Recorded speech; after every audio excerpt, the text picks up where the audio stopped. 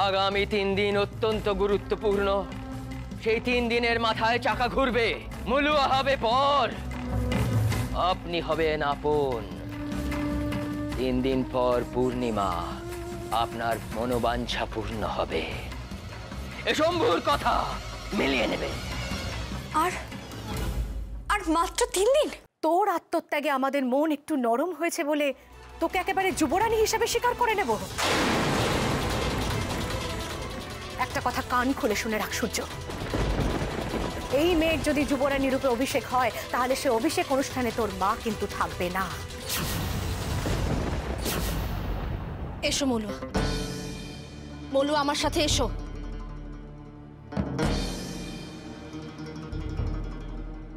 কি দিদি, আমি ওকে তাড়িয়ে দিলাম আর তুমি আবার ফিরিয়ে আনলে?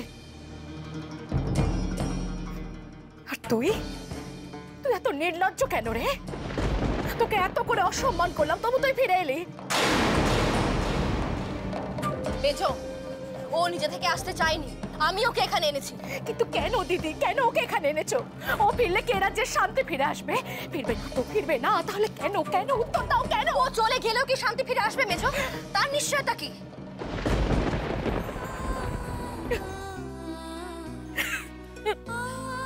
মেজো, তুই বস, বস। আমার কথা শোন মেজো, হঠকারিতায় মাথা গরম করে কখনো কোনো সিদ্ধান্ত নিতে হয় না। একবার সূর্যের দিকে তাকিয়ে দেখ তো, তোর কি মনে হয় উর্মিমালার সঙ্গে সূর্য ভালো আছে? যাক বড় মা, এতদিনে তুমি অন্তত আমায় বুঝলে।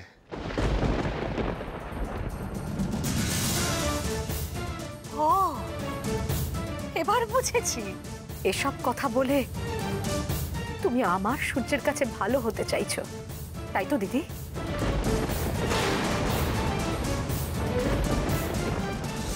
আমি সূর্যকে ভালো রাখতে চাইছি মেজো।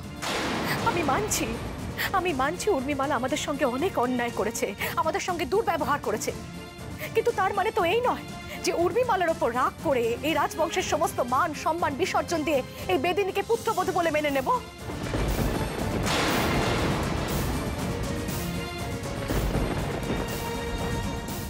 তাছাড়া আমি একটা কথা বুঝতে পারছি না দিদি, মহারাজ এখন এখানে নেই, ওনার অনুপস্থিতিতে এত বড় সিদ্ধান্ত আমরা কি করে নিতে পারি?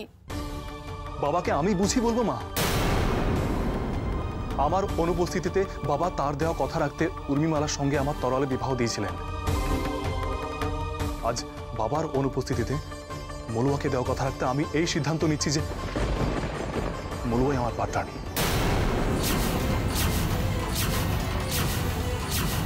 তোমার কি মনে হয় এত সহজে বিক্রম সেটা বুঝবে? বোঝাতে হবে ঠান্দি, বাবাকে বোঝাতে হবে আমি মলুয়ার ভালোবাসার কাছে, এই সম্পর্কটার কাছে দায়বদ্ধ। আমাদের এই বিবাহ স্বয়ং কালাচাঁদের আশীর্বাদ ধন্য।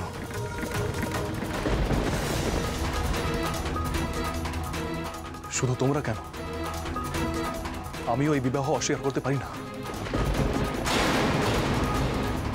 আর যদি তোমরা তা করো তাতেও আমি আমার সিদ্ধান্ত থেকে সরব না।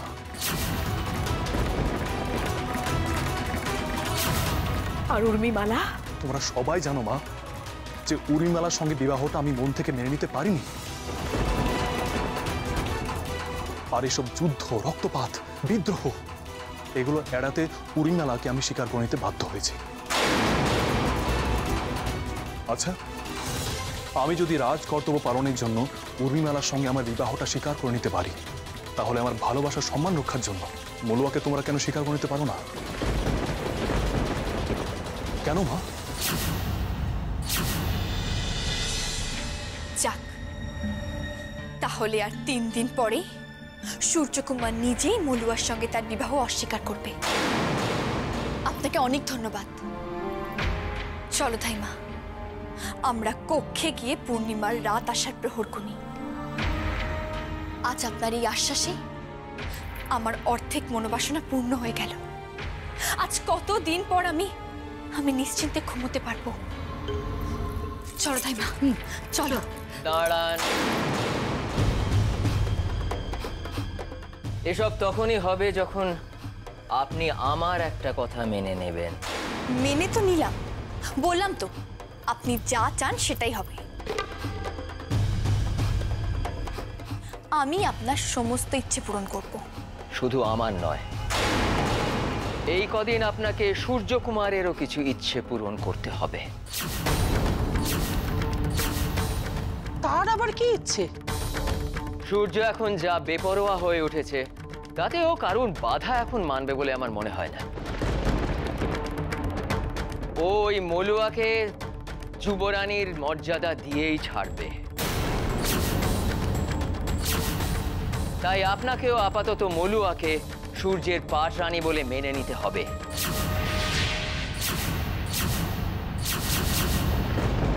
কি এতক্ষণ ধরে এত কথা বলার পর এখন আপনি বলছেন মলুয়াকে সূর্যের পাটরানী হিসেবে মেনে নিতে? এত বড় স্পর্ধা আপনার? ভণ্ড জাদুকর!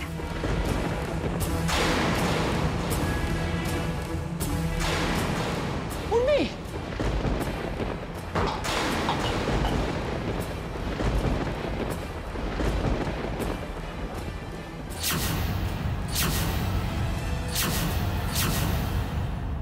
তোমাদের এই অকারণ জেদ আমার জীবনটা শেষ করে দেবে, এটা তোমরা বুঝতে পারছো না?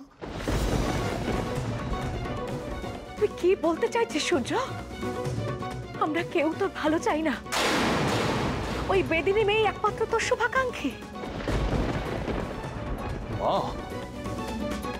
মা তুমি বারবার কেন মলুয়াকে এভাবে? আল্লাহ যুবরাজ, আবু চাইলা যে তুমি আবুর জন্য তোমার পরিবারের সঙ্গে আর কোনো বিবাদে জড়াও। যুবরাজ চুপ! একদম চুপ করবি তুই। তোর কোনো ভনিতা আমি আর সহ্য করবো না। কি মনে করেছিস তোর এই ভালো মানুষই দেখে তুই আমাকে ভোলাবি? তোর এই ভালো মানুষের ভান করিয়ে তুই আমার ছেলের মন ভুলিয়েছিস। তোর এই ভালোবাসা নামক ছলনার মোহে ও আজ এতটাই আচ্ছন্ন যে আমার কথা পর্যন্ত শুনছে না।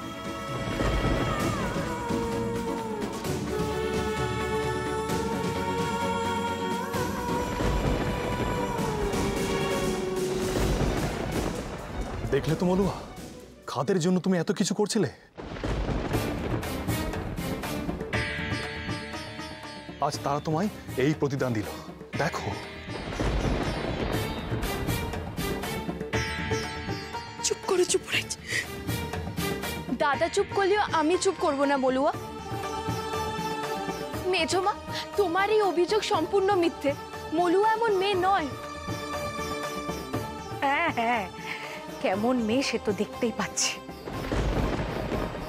আমার এই বাধ্য কর্তব্যপরায়ণ ছেলেকে আজ কিরকম ভাবে বিপথে চালিত করেছে। দেখ মেজ, সবসময় চোখের দেখাটাই কিন্তু সত্যি হয় না। আমরা যা চোখে দেখতে পাই না, কালাচাঁদ কিন্তু সেটাও দেখতে পান। কালাচাঁদের উপর ভরসা রাখ মেজ। উনি যা করবেন সব আমাদের মঙ্গলের জন্যই করবেন। যা যা ঘটছে আমাদের রাজ্যে তাতে তাতে অমঙ্গল ছাড়া কি মঙ্গল হচ্ছে দিদি?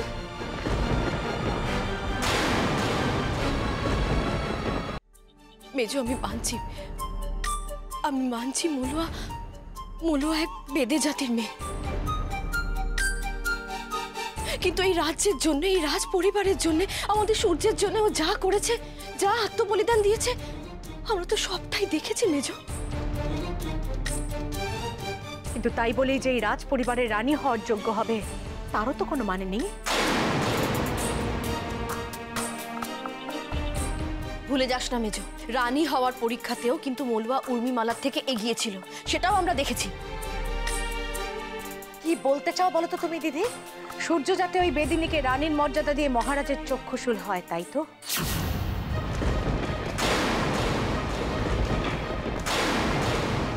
সূর্যকে যাতে এই পরিবার পরিজন ছেড়ে পথে পথে ঘুরতে হয়, তাই চাও তো তুমি?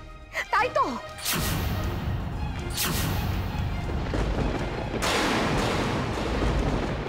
মেজো, আমি থাক, আমি জানি তুমি কেন এরকম করছো।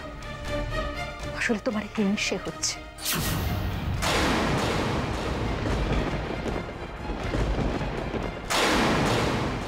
হিংসে হচ্ছে তোমার। কাঞ্চনমালা, তুমি কাকে কি বলছো? নিজের রাগ সম্বোধন করো। তোমার তোমার মাথার ঠিক নেই। না না ঠান্দি, আমি একেবারে ঠান্ডা মাথাতে এই কথাগুলো বলছি। আসলে আসলে দিদির তো নিজের কোনো পুত্র সন্তান নেই। দিদি চায় না, দিদি চায় না যে আমার সূর্য এই রাজ্যের রাজা হোক।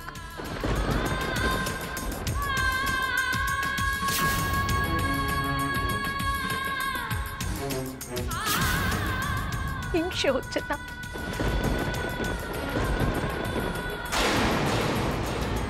সেই জন্য আমার সূর্যের অভিষেকের পথে সে পদে পদে কাঁটা বিছিয়ে দিচ্ছে, ষড়যন্ত্র করছে।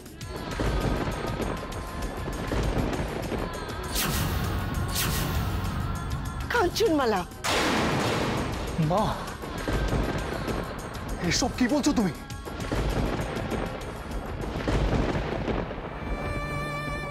ভালোই করলি মেজ, আজ এতদিন পর আমাকে মনে করিয়ে দিলি যে সত্যি সত্যি আমার কোনো পুত্র সন্তান নেই।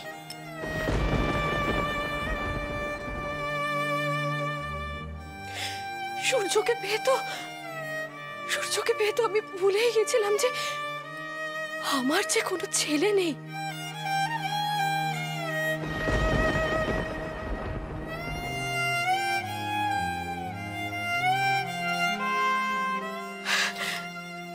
ও যে তোর মেজ, তোর একার,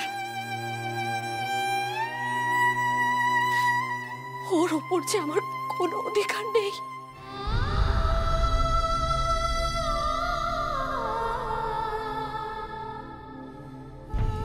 ভুল করেছিলাম, আমি ভুল করেছিলাম। আজ এই কথাগুলো আমাকে মনে করিয়ে দিয়ে খুব ভালো করেছিস মেজ, খুব ভালো করেছিস।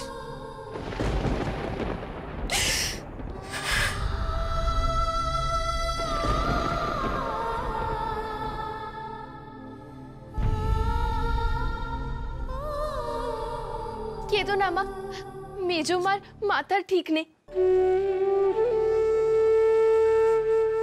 মেজমা কি বলছে নিজেই জানে না।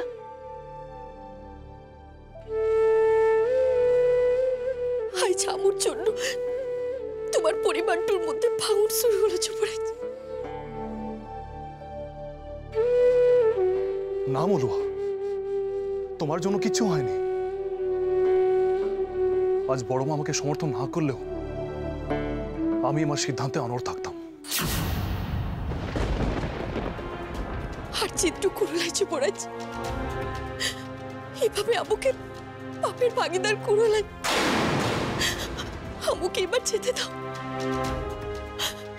আমু চলে গেলে সব ঠিক হয়ে যাবে।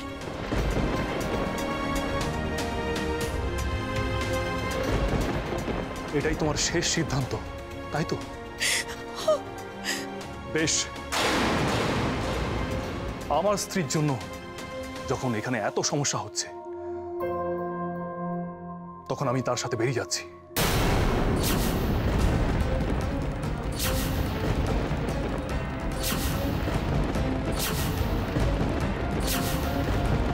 তুমি কোথাও যাবে না। তুমি গেলে যে আমাকেও যেতে হবে মলুয়া। 7 জন্মের জন্য তোমার আর আমার পথ যে একটাই।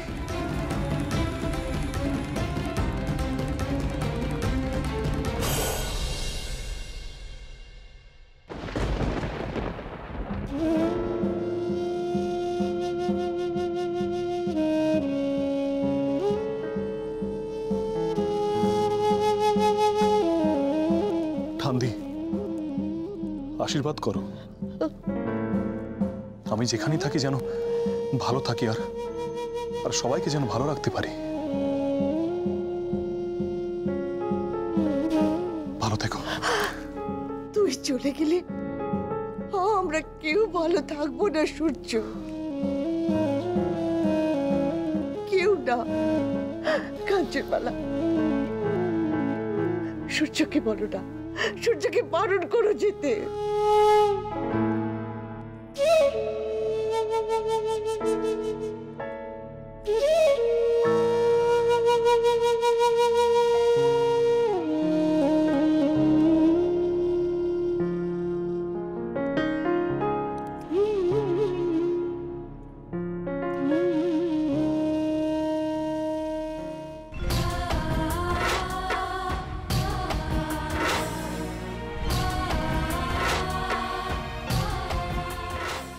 আজ আমার জন্য তোমাকে যেভাবে অপমানিত হতে হলো বড় মা, তার জন্য আমি ক্ষমা প্রার্থী। তোমারই ছেলেকে তুমি ক্ষমা করে দিও। যাস না সূর্য, যাস না।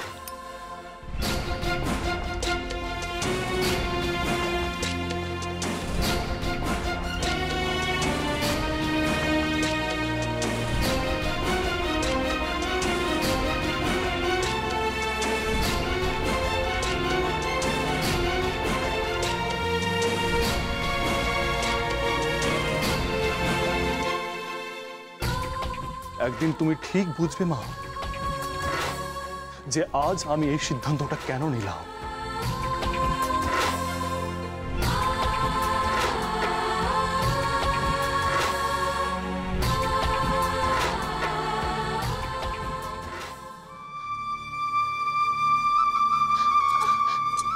যাস না দাদা, দাদা সব ঠিক হয়ে যাবে, যাস না।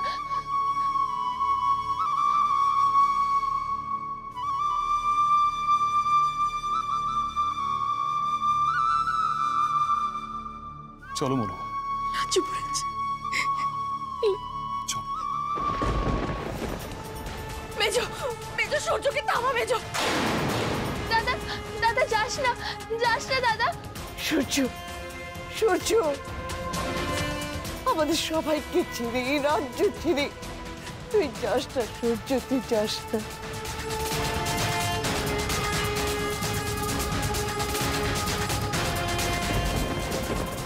মেজো, মেজো থামা সূর্যকে, সূর্যকে থামা মেজো, মেজো সূর্যকে থামা। দাঁড়া সূর্য।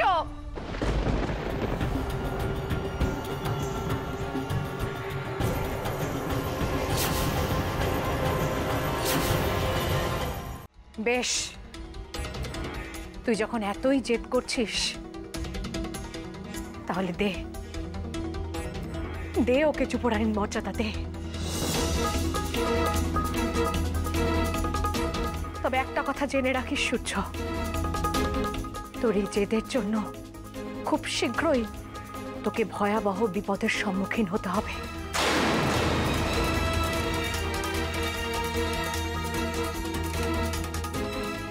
আমার মতো এত সহজে সবাই কিন্তু এটা মেনে নেবে না।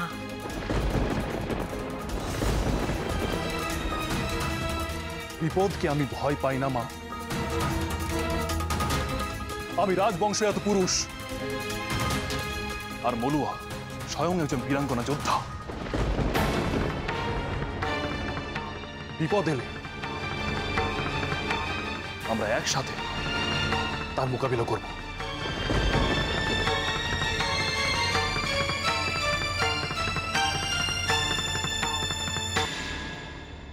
আপনাকে বিশ্বাস করা তো সাংঘাতিক মুশকিল দেখছি।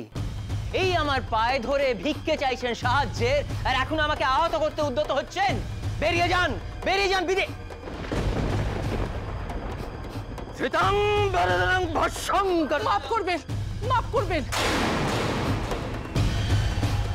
ও আসলে আঘাত দিতে চায়নি। আঘাত করতে চায়নি মানে? আঘাত করতে চায়নি মানে? এরম একটা শক্ত ভারী জিনিস আমার দিকে ছুঁড়ে মারলো, আমি যে আহত হতে পারি সেই জ্ঞান ওর নেই। আসলে রেগে গেলে আমার উর্মি মায়ের মাথাটা ঠিক থাকে না। ও, আর রেগে গেলে যে আমার মাথাও ঠিক থাকে না, এতদিনে সেই পর্যাপ্ত প্রমাণ নিশ্চয়ই পেয়েছেন আপনি।